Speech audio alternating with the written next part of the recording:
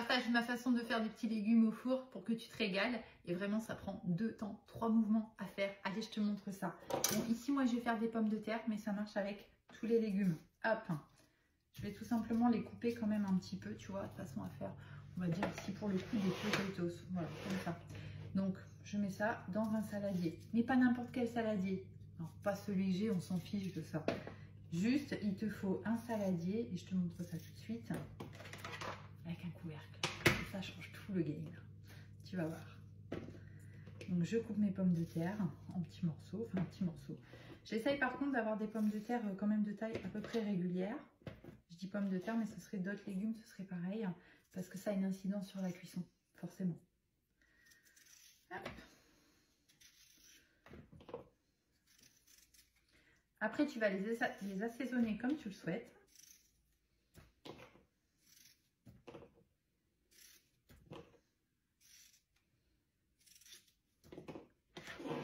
Voilà.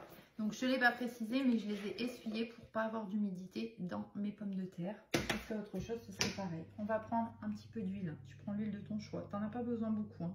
Je vais te dire une bonne cuillère à soupe à peu près. On va rajouter un tout petit peu de fleur de sel. Hop. Alors moi, je mets ça, mais encore une fois, tu vas vraiment faire à ton idée et comme tu le souhaites. On va prendre, alors moi, je vais prendre ici des épices qui n'ont rien à voir. Je trouve ça bon. C'est les assemblages pour poulet rôti. Mais je sais, ça n'a rien à voir. Tu fais des épices de ton choix ou les herbes aromatiques de ton choix. Pas besoin d'en mettre énormément.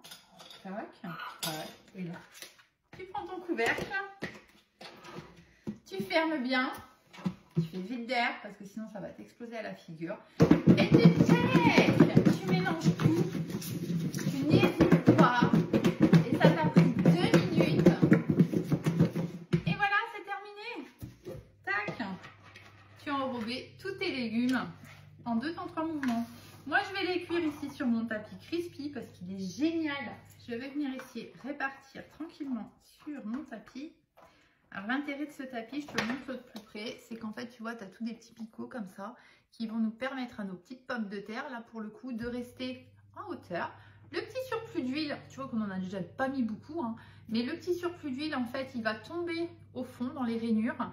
Et du coup, eh bien, ça permet à nos petites pommes de terre de ne pas baigner dans l'huile. Et du coup, elles vont être hyper croustillantes sans ajout particulier de matière grasse.